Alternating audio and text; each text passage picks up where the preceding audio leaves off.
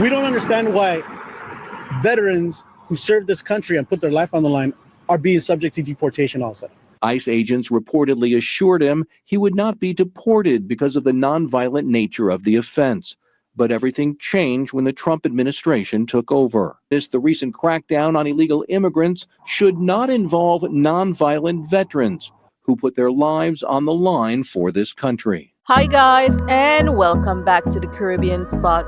Here is an update on the Marlon Parris' case, the veteran facing deportation.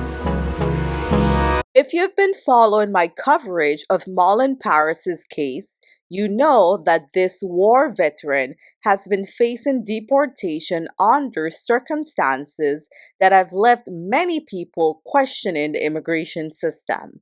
Well, we now have an important update.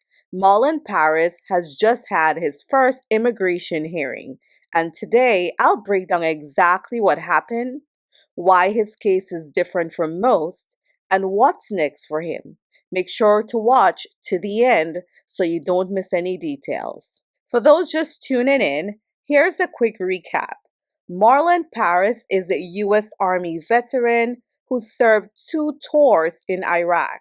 He came to the U.S. as a legal permanent resident in 1997 from the island of Trinidad and Tobago. In 2011, he was convicted of a nonviolent offense and served 5 years in prison before being released in 2016. Now here's where things get complicated. After his release, Marlon received an official letter of no interest from immigration authorities, meaning he was not facing deportation at the time. He continued living in the U.S. without issues for several years.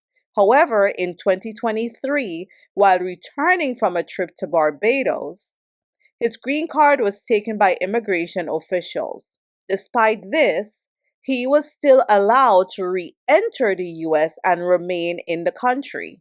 This is crucial because, unlike most non-citizens in similar situations, he was permitted to stay even after losing his permanent resident status.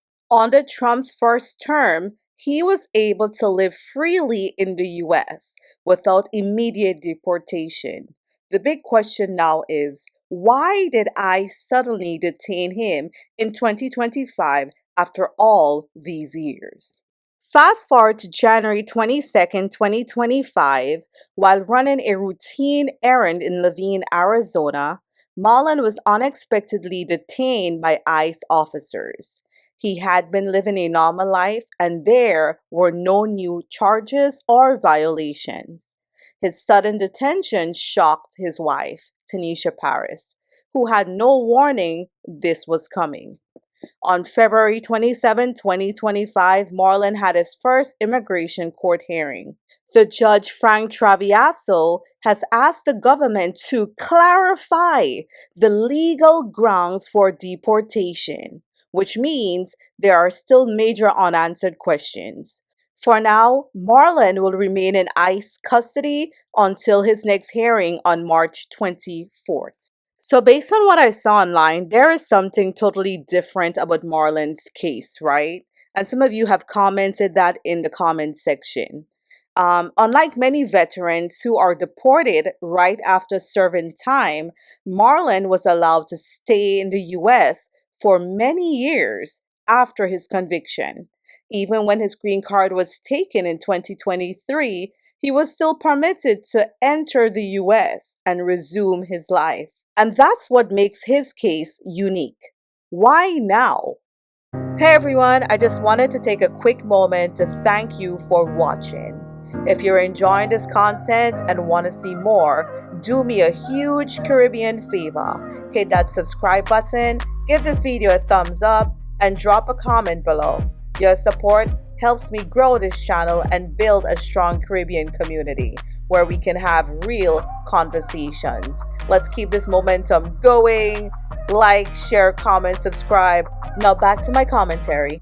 Immigration lawyers argue that his case is a gray area because he was essentially given an unofficial second chance when he was not deported after release. Now, His legal team and advocates are fighting to keep him in the U.S., highlighting his military service and past assurances from the government. So, what happens next? Marlon remains in ICE custody until his March 24th hearing, where the government must explain their legal justification for his removal. His attorneys and veterans advocacy groups are pushing for his release, arguing that deporting him would be a betrayal of his service to the country. This case is still unfolding, and I'll continue to bring you factual, up-to-date coverage. If you want to stay updated on Marlon Parris's fight to stay in the U.S., make sure you're subscribed and turn on your notifications. And if you believe veterans deserve fair treatment, share this video to help bring awareness to this case. Every share helps spread the word. They brought signs and red roses to make a statement that what's happening here at this ICE detention center in Florence is not right. We don't understand why veterans who served this country and put their life on the line are being subject to deportation also. Their concerns center around Marlon Parris, a former Iraqi veteran and father of 7 who has been living with his wife and kids in the West Valley for years. Just last month, Parris was out running errands near his home in Levine when he was stopped by federal agents and taken to an ICE detention center where he is now facing deportation. We're at a point where we really don't know what's going to happen day to day. Parris's wife, Tanisha, tells us her husband, who was originally from the Caribbean, came to the country legally in 1997 and was given a green card and then joined the Army. We have all documentation, all paperwork, everything that proves that my husband has every right to be in America. So why then was Parris picked up by ICE? Arizona's family has learned the Valley vet served 5 years in prison after pleading guilty to a nonviolent drug charge in 2011. ICE agents reportedly assured him he would not be deported because of the nonviolent nature of the offense. But everything changed when the Trump administration took over. It's not just Marlon. It's several other people who are going through this. So we're not only fighting for Marlon, we're fighting for every veteran who's currently going through any type of deportation proceeding. The national veterans rights group Common Defense is now demanding Parris's release and the release of other veterans facing deportation. They insist the recent crackdown on illegal immigrants should not involve nonviolent veterans who put their lives on the line for this country. What he's going through right now is something that we believe is a grave injustice, to have somebody who served this country, did 2 tours in Iraq as a veteran, to be picked up. The thing that he's going through right now is horrible. It's not something we would wish on anyone, but especially, a veteran with a family.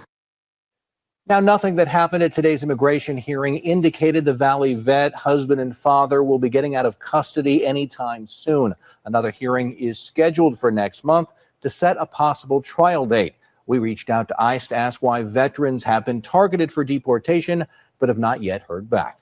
I believe that veterans holding a green card who may have committed one nonviolent crime and served time in prison should be given a second chance, especially if they have been law-abiding citizens after release. Everyone deserves a second chance. Marlon Parris has learned from his mistake and has been living as an upstanding citizen since his release. I like the stance of the judge asking the government to clarify the legal grounds for deportation. Let me know your thoughts in the comments section if you believe that veterans who serve the U.S. should not face deportation for nonviolent crimes, but should be given a second chance. That's all I have for you on this update. See you on the next video. Bye.